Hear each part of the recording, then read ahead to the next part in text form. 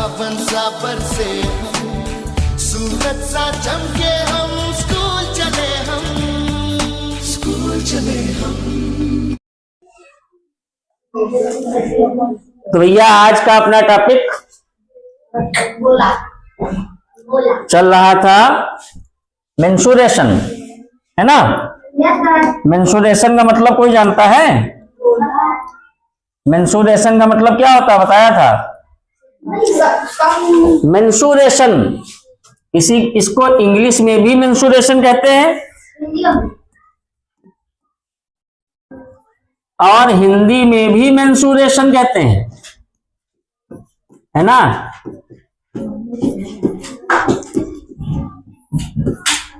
और इसमें हमने आपको बता दिया था कि यहां पर हम किन चित्रों का अध्ययन करते हैं, किन फिगर्स की बात करते हैं। 3D का मतलब जो फूले हुए होते हैं उनको क्या कहते हैं? 3D चित्र होते हैं। जैसे ये भी हमने बताया था, जैसे ये आपका क्या है? वर्ग है, स्क्वायर है, इसको क्या कहोगे? स्क्वायर कहोगे। लेकिन अभी इसको हम फुला दे, चारों तरफ से हम स्क्वायर जोड़ दे, तो अगर चारों तरफ से स्क्वायर जोड़ देते हैं, ऐसे जोड़ दिया तो देखो ये बन गया, फूल गया, डिब्बा जैसा बन गया कि नहीं? तो इसको हम कहेंगे क्यूब। हिंदी में कहते हैं घन। ठीक, घन को सभी ने देखा होगा। शरबत में डालने वाला जो बर्फ का टुकड़ा आता है, आइस क्यूब जिसको बोलते हैं, लूडो का पासा, ये सारी चीजें क्या होती हैं? क्यूब होता है। समझ रहे हो कि नहीं समझ रहे हो? और अगर हम ये इसको ले लें, ये तुम्हारा क्या हो गया? रेक्टेंगल। क्या हो गया? रेक्टेंगल को हिंदी में क्या बोलते हैं? आयत। अगर हम 6 आयत जोड़ दें, ध्यान से देखो, बिल्कुल सही बात है, ये आपका बन गया घनाभ, जिसको आप इंग्लिश में बोलते हैं क्यूबॉइड। ठीक है, तो ये सारे फिगर कैसे हैं? 3D हैं। हम इन्हीं की बात कर रहे थे। जैसे ही कोई डिब्बा बन जाएगा, जैसे मैं आपसे कह दूं कि ये आपका एक आयत है, रेक्टेंगल है, तो क्या इसमें आप कोई चीज भर सकते हो? क्या इसमें पानी भर सकते हो? क्या इसमें हवा भर सकते हो? क्या लड्डू पैक कर सकते हो? नहीं। लेकिन अभी ये डिब्बा बन जाए तो कर सकते हैं। इसका मतलब है 3D जो चित्र होते हैं, जो 3D फिगर्स होते हैं, उनमें हम लोग क्या करते हैं? कुछ भी भर सकते हैं, है ना। और जब कोई चीज भरते हैं तो हम उसका निकालते हैं आयतन। ये भी मैंने आपसे बताया था। तो इसका मतलब क्या हो जाएगा? वॉल्यूम, है ना। आयतन को इंग्लिश में क्या बोलते हैं? वॉल्यूम। अच्छा, अगर मान लो तुमसे पूछ लिया जाए कि ये जो तुमने डिब्बा बनाया है, इस डिब्बे को बनाने में कितना कागज लगेगा, तो तुम सोचोगे कि भाई ऐसे बनाएंगे, फिर ऐसे बनाएंगे, फिर नीचे तल्ला लगाएंगे, फिर इधर उधर लगाएंगे। जैसे तुम्हारा कमरा है, कमरे देखो, ये दीवार बनी, ये दीवार बनी, ये दीवार बनी, सामने की दीवार बनी, फिर छत बनी, फिर फर्श बनी। तो इसमें कितने आयत लग गए? 6 आयत, 6 रेक्टेंगल लग गए। ये भी आयताकार दीवार है, ये भी आयताकार है, ये भी आयताकार है, ये भी है, ये भी और ये भी। तो अगर तुमसे कह दे कि बताओ इसका क्षेत्रफल बताओ, इसका एरिया बताओ, तो तुम क्या करोगे? पहले इसका एरिया निकालोगे, इस दीवार का, फिर सामने वाली दीवार का, फिर इसका, सबका एरिया निकालोगे। तो इसको हम जब सबके क्षेत्रफल निकाले जाते हैं, जब सबका एरिया निकाला जाता है, तो इसको क्या बोलते हैं? बाबू रे जल्दी बताओ, क्या बोलते हैं इंग्लिश में? Surface area. हिंदी में कहते हैं पृष्ठीय क्षेत्रफल। समझ गए कि नहीं? ये हो गया। पृष्ठ माने होता है कितने सीधे सीधी चीजें तुमको मिल रही है, वो पृष्ठ है, सरफेस है। ठीक है, उनको कहते हैं पृष्ठीय क्षेत्रफल या सरफेस एरिया। तो ये चीजें देखो तुमको सीधी दिख रही हैं, दिख रही कि नहीं दिख रही? अच्छा, अब देखना, अब क्या है? अब एक ऐसी चीज बनाएंगे जो सीधी नहीं होगी, ध्यान से देखना। जैसे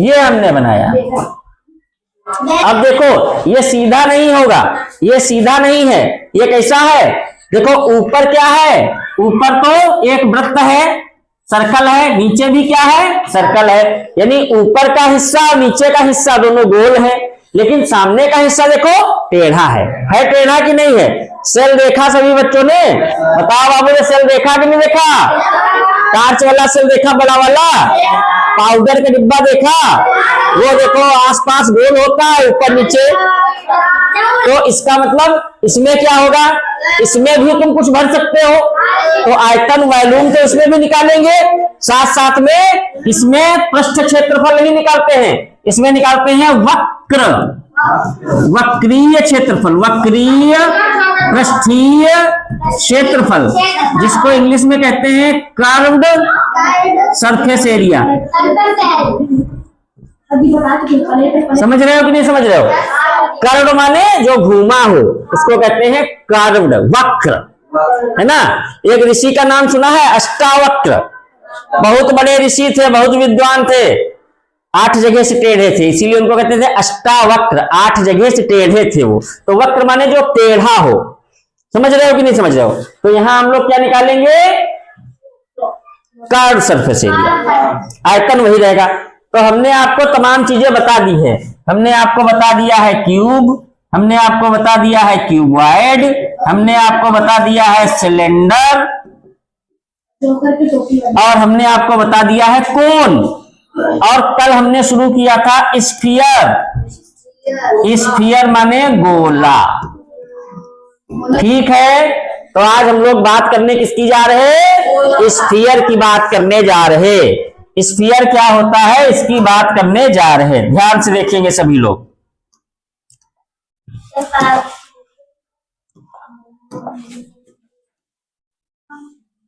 ये आपका है स्फीयर, क्या है, स्फीयर, तो ये आपका है स्फीयर, इंग्लिश में बोलते हैं स्फीयर,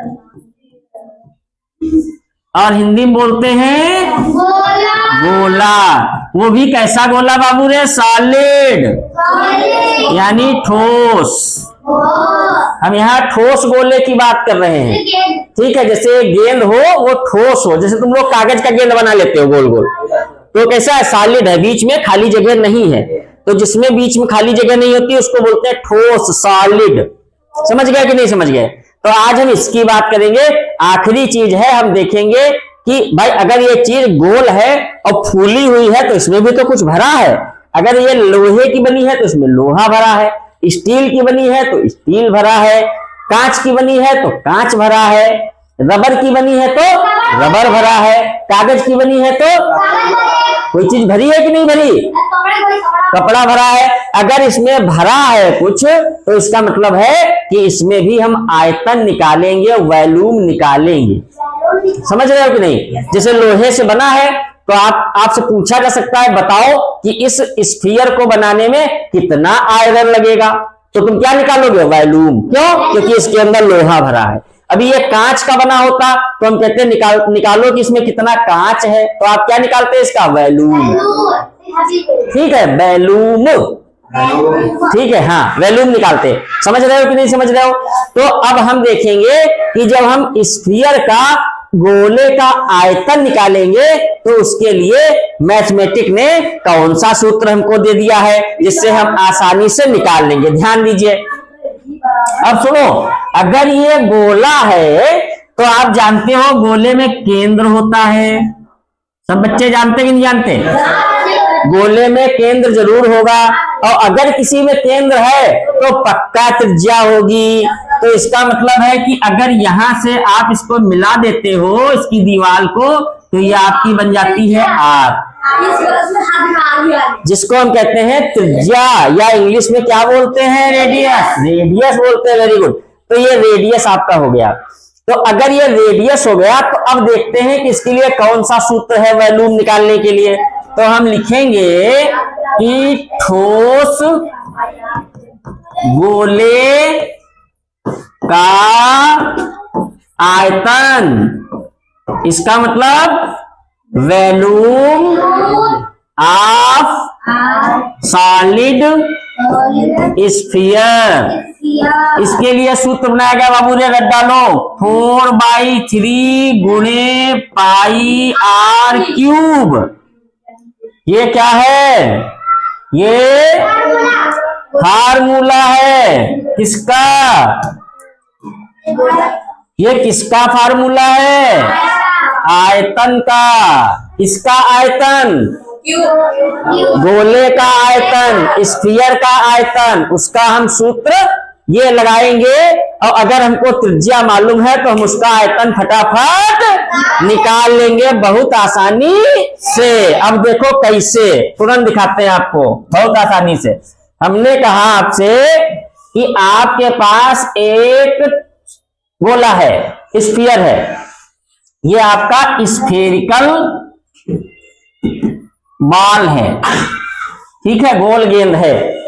अब आप बोलोगे गेंद तो गोल ही होती है, इसमें कौन सी नई बात, ठीक है। तो ये गोल गेंद है। अब हमने कह दिया कि इसका जो रेडियस है, जो इसका त्रिज्या है, वो है 9 सेंटीमीटर।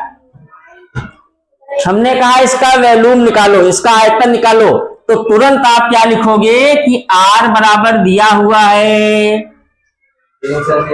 और आयतन का सूत्र आपको मैंने बता दिया बाबू रे।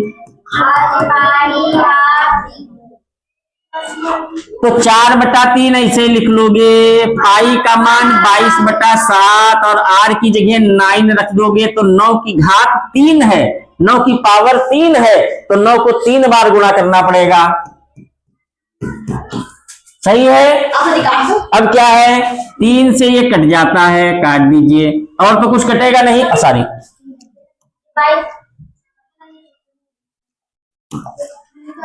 ये कट गया। अब क्या बचा ऊपर? 4 बचा, 22 बचा, 3 बचा, 9 बचा, 9 बचा, और नीचे बच रहा 7। तो ऊपर वाले को गुणा कर देंगे और 7 से इसको क्या कर देंगे? भाग कर देंगे, डिवाइड कर देंगे, तो हमारा उत्तर निकल के आ जाएगा। चलो करते हैं, तो आप गुणा करें पहले। देखो 9 9 और फिर 4 3, तो पहले इसको गुणा कर लेते हैं। तो 12 एकम 12 का 2 हासिल आया 1, और 12 8 96, 96 और 1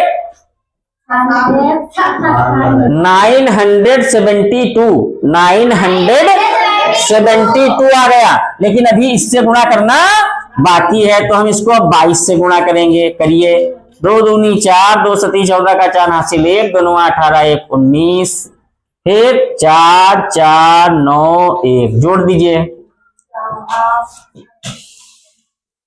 बताओ सही है? सही ना तो अपना सही कर लेना। तो ये अपने पास आ गया 2 1 3 8 4, और नीचे कितना लिखा है? 7। अब 7 से इसको भाग कर दीजिए, उत्तर आ जाएगा। चलिए भाग भी कर लेते हैं लगे हाथों में 7 से। तो 7 से हम किसको भाग करने जा रहे हैं?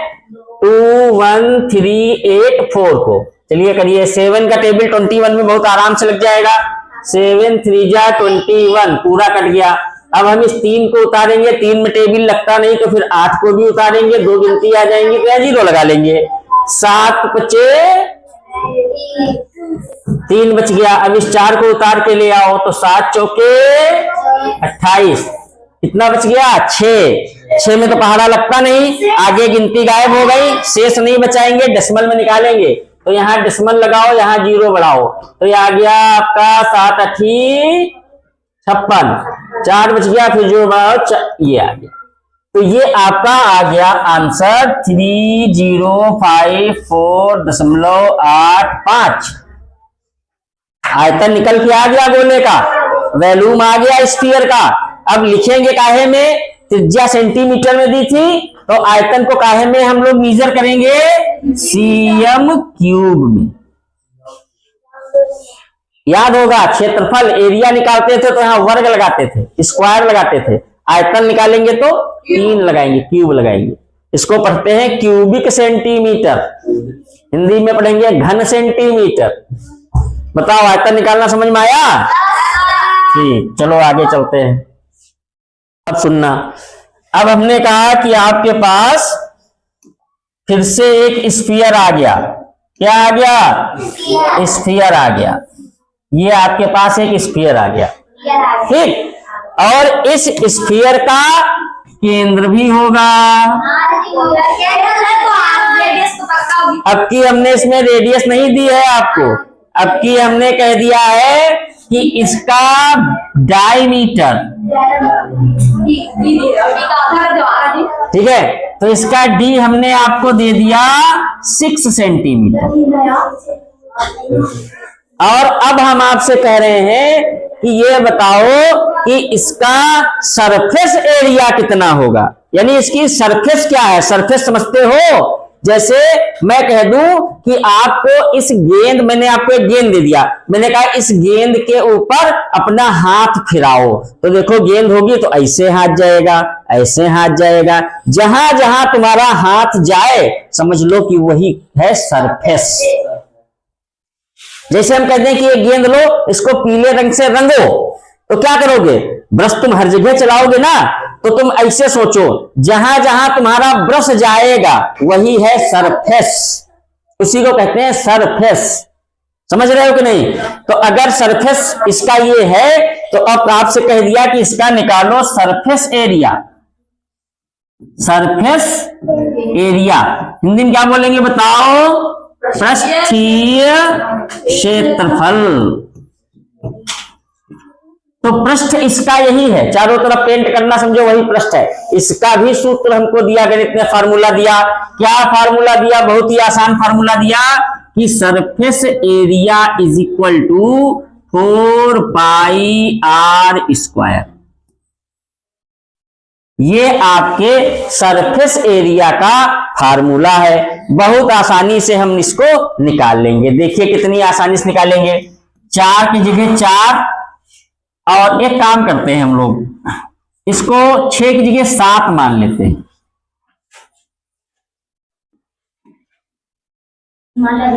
इसको हम लोग 7 मान लेते हैं, ठीक। तो अब सोचो जरा, पाई की जगह क्या आएगा? और इसका व्यास कितना है? इसका डायमीटर कितना मैंने दिया? 7। अगर इसका व्यास 7 है तो बताओ रेडियस क्या होगा? इसका आधा, 7/2। तो यहां रख दीजिए r की जगह 7/2।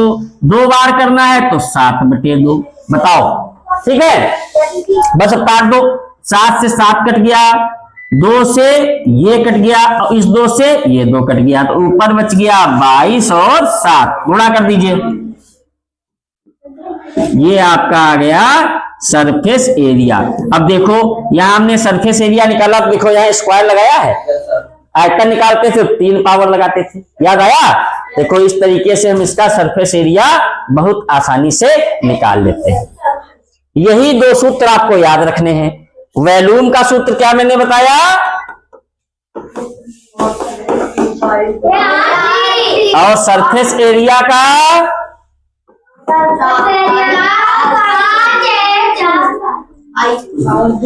ठीक है 4/3 पाई आर क्यूब। ये वॉल्यूम होता है गोले का, स्फीयर का। और सरफेस एरिया जो इसका होता है, जो इसका पृष्ठ का क्षेत्रफल निकालते हैं, उसका सूत्र होता है 4 पाई आर स्क्वायर। बताओ समझ आया? ठीक, बहुत अच्छी बात है आपको। तो अभी तक आपने क्या पढ़ा? अभी तक आपने पढ़ा स्फीयर। क्या पढ़ा? स्फीयर पढ़ा, ठीक है। ये आपने पढ़ लिया स्फीयर, राइट। अब हम इसको आधा करने जा रहे हैं। आधा करने जा रहे हैं गोले का आधा। गोले का आधा। अच्छा, अब सारे बच्चे सोच ले भैया, दूध कटोरी सोच लिया। इसको यहां से आधा कर रहे हैं, ऐसे कट कर दीजिए। ऐसे कट के देखो क्या बन के आएगा। बताओ रे बाबू रे, बना कि नहीं? इसी में तो तुम अपना पीते हो चाय दूध। रोटी सब्जी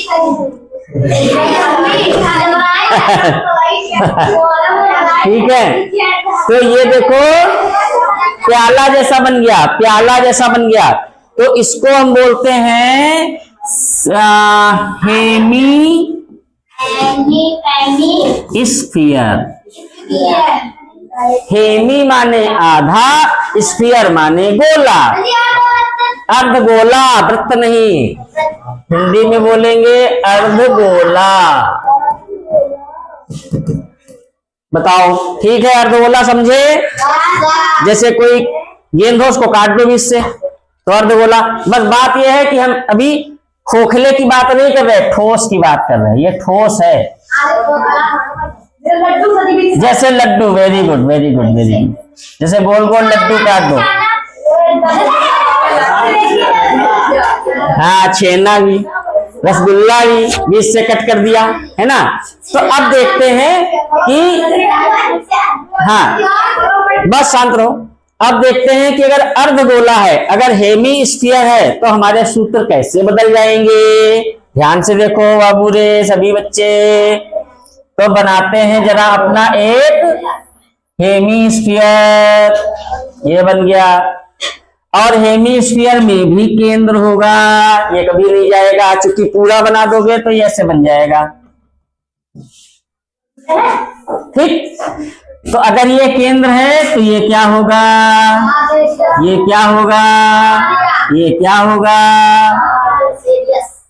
अब किसी ने कह दिया कि तुम्हारे पास हेमी स्फीयर है,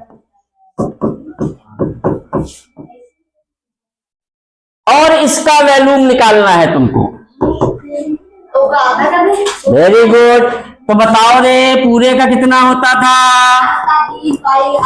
और इसका आधा कर दो तो 2 से 4 कट जाएगा। तो ये आ गया सूत्र।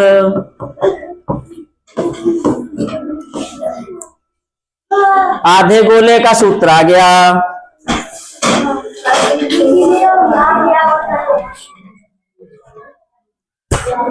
बताओ आ गया कि नहीं आ गया? बहुत बढ़िया। अब चाहे चीज और देखने लगे आप, पूरे गोले का सरफेस एरिया कितना होता था। अब आधे का निकालना है तो सरफेस एरिया आधे का कितना हो जाएगा, इसको आधा कर दीजिए। कितना आ गया?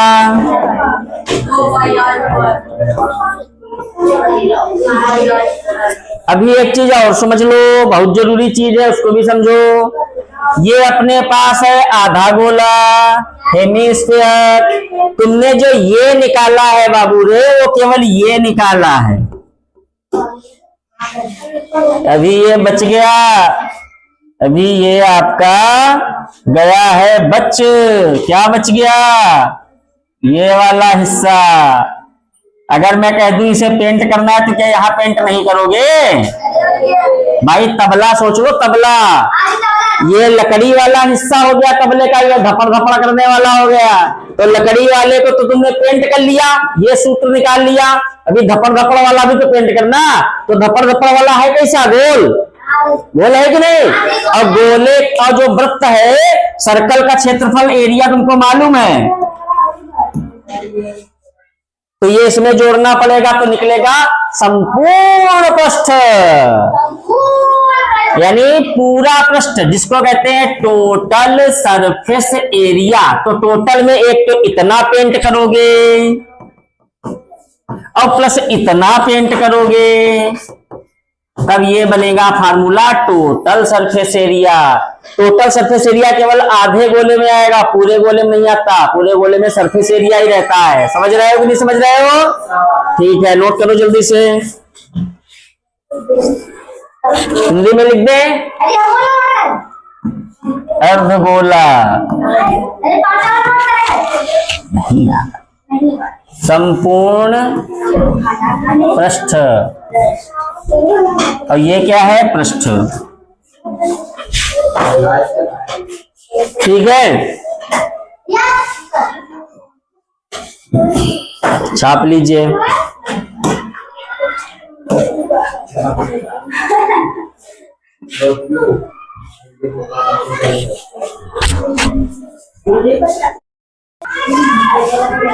अब एक नेक्स्ट क्वेश्चन है इसमें कि ratio between two spheres surface area.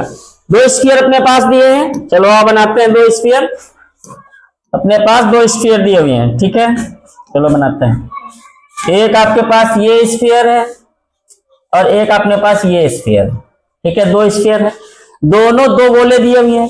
कह रहा है दोनों गोलों का सरफेस एरिया, तो इसका सरफेस एरिया हमने मान लिया कि इसका सरफेस एरिया S1 और इसका सरफेस एरिया S2।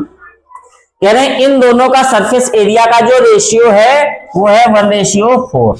तो मैंने आपसे कल कहा था कि अगर जो चीज हमें निकालनी होती है, सरफेस एरिया निकालना होता है, वॉल्यूम निकालना होता है, अगर यही दिया है तो उसी का फॉर्मूला रख देंगे। तो अगर ये फर्स्ट स्फीयर है, पहला गोला है, तो इसका रेडियस मान लेते हैं R1 और इसका रेडियस मान लेते हैं R2। तो इसका सरफेस एरिया क्या हो जाएगा 4 पाई R1 स्क्वायर, इसका सरफेस एरिया हो जाएगा 4 पाई R2 स्क्वायर। कह रहा है इनका रेशियो है 1:4। रेशियो का मतलब होता है कि दोनों को भाग दे देना। चलो भाग दो, तो रेशियो S1 रेशियो S2 दिया हुआ है 1:4, तो S1 upon S2 is equal to 1/4। तो S1 दिया है 4 पाई R1 स्क्वायर, 4 पाई R2 स्क्वायर, ये दिया है 1/4। 4 पाई से 4 पाई खत्म, क्या बचा R1 square upon R2 square is equal to 1/4 दिया हुआ है। अब जरा R1 और R2 का रेशियो निकालो, बहुत आसानी से निकाल लेंगे। यहां से स्क्वायर खत्म करेंगे, यहाँ रूट लग जाएगा, तो R1 अपान R2 आ जाएगा 1/2। यही आंसर है, बहुत आसानी से हमने निकाल लिया, ठीक है। अब जरा क्वेश्चन देखो, बहुत अच्छा है। क्वेश्चन कह रहा है कि a sphere cut into two same hemisphere. एक आपका सॉलिड स्फीयर है, उसको कट कर दिया गया है दो हेमिस्फीयर में, ठीक है। कह रहे find the percent increase in the surface area. तो उनके सरफेस एरिया में जो इंक्रीजमेंट होगा उसका परसेंटेज निकालना है, ठीक है। आओ देखते हैं, ध्यान से देखो। अपने पास एक स्फीयर है, ठीक है, इसको यहां से कट किया गया। कट करने के बाद दो स्फीयर बनाए गए। कट करने के बाद इसमें दो हेमिस्फीयर बनाए जाते हैं। देखो, एक तो ये बन जाएगा हेमिस्फीयर और एक ये बन जाएगा हेमिस्फीयर। कह रहे हैं इन दोनों के सरफेस एरिया में क्या कोई इंक्रीजमेंट हुआ है, इसमें और इस कंडीशन में। यहां दो कंडीशन हो गई, ये आपका केस फर्स्ट है, ये आपका केस सेकंड है। समझे कि नहीं समझे? इसका रेडियस तो पता नहीं, तो हम लोग कंसीडर कर लेते हैं कि इसका रेडियस R है, तो रेडियस तो सेम ही रहना है, सही है। आओ अब इसका देखते हैं सरफेस एरिया कितना होगा। सरफेस एरिया कितना होता है 4 पाई R स्क्वायर होता है। किसका? सॉलिड स्फीयर का हमने निकाल लिया। अच्छा, इसका सरफेस एरिया देखो, इसका सरफेस एरिया कितना हो जाएगा 3 पाई R स्क्वायर और इसका कितना हो जाएगा 3 पाई R स्क्वायर। तो फिर दोनों का टोटल कितना हो गया 6 पाई R स्क्वायर। ये देखो, यानी जब अपने पास पूरा स्फीयर था तो उसका सरफेस एरिया कितना था 4 पाई R स्क्वायर, और जब हमने उसको आधे आधे गोले में काट दिया तब उनका सरफेस एरिया आ रहा है 6 पाई R स्क्वायर। तो फिर इंक्रीजमेंट भी तो हुआ है, तो आप इंक्रीजमेंट देखते हैं कितना हो गया। बहुत आसान क्वेश्चन है। तो इंक्रीज कितना हुआ 6 पाई R स्क्वायर हो गया और 4 पाई R स्क्वायर था, तो कितना इंक्रीज हो गया 2 पाई R स्क्वायर। कितना हो गया इंक्रीज। अब कह रहे हैं कि इंक्रीज का परसेंटेज निकालो। तो परसेंटेज निकालने के लिए क्या करते हैं, जितना इंक्रीज हुआ अपान जितना पहले था। तो पहले कितना था 4 पाई R स्क्वायर, पहले कितना था 4 पाई R स्क्वायर। तो आओ यहां रख देते हैं, ये हो गया, ठीक। और इसको इनटू कर देंगे 100 से, बहुत आसानी से निकाल लेंगे। पाई से पाई मरेगा, R से R मरेगा, 2 से ये जाएगा, सॉरी 2 से और 2 से ये जाएगा, यानी कितना इंक्रीजमेंट हो गया 50% का सरफेस एरिया इंक्रीज हो गया। यानी एक स्फीयर को जब हम दो हेमिस्फीयर में कट करते हैं तो उसके सरफेस एरिया में कितना इंक्रीजमेंट होता है बाबू बताओ 50% इंक्रीज होता है। ठीक है, बताओ, ये क्वेश्चन हो गया। तो ये हमारे स्फीयर के कुछ अच्छे क्वेश्चंस थे, तो आपने सीख भी लिए। अब इसमें कुछ क्वेश्चंस अगर आपकी बुक में है तो उनको कर लीजिए, साथ में कोई साइड बुक में मिले उनको कर लीजिए। कोई दिक्कत हो तो आप कमेंट में लिख सकते हैं कि स्फीयर में ये प्रॉब्लम है। अब आपका मेंसुरेशन यहाँ पे खत्म होता है। तो मेंसुरेशन में हमने कितनी चीजें पढ़ ली, एक बार हम उनको भी रिवाइज कर लेते हैं एक साथ, जिससे कि अपना टैली हो जाए मामला। ठीक है, ध्यान से देखो जरा। चलो आओ देखते हैं क्या कहानी बनती है। तो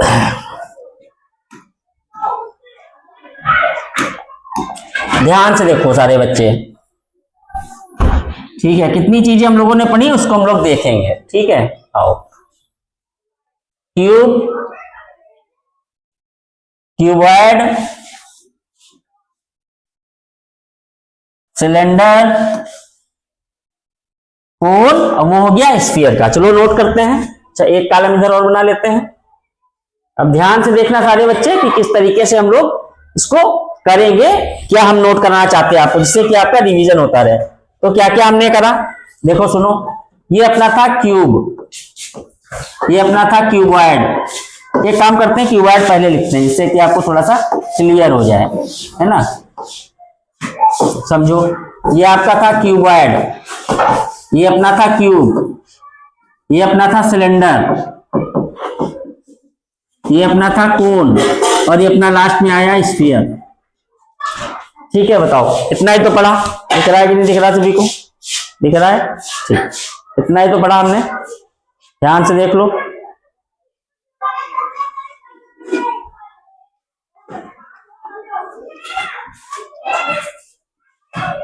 ठीक है, तो हमने क्या किया, हमने इतना ही पढ़ा कि ये इतनी चीजें हम लोगों ने मेंसुरेशन में पढ़ी। तो अब ध्यान से देखो कि क्या कहानी इसकी बनती है। देखें, चलो शुरू करो।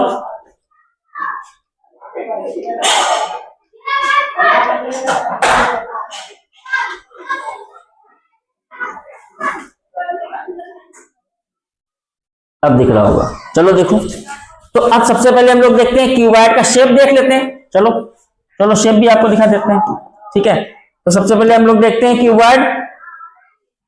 तो क्यूबॉइड देखें, तो ये अपना क्यूबॉइड हो गया, ये हो गया। ठीक, और क्यूब देखते हैं, तो ये अपना क्यूब हो गया, ये अपना क्यूब हो गया। और सिलेंडर देखते हैं,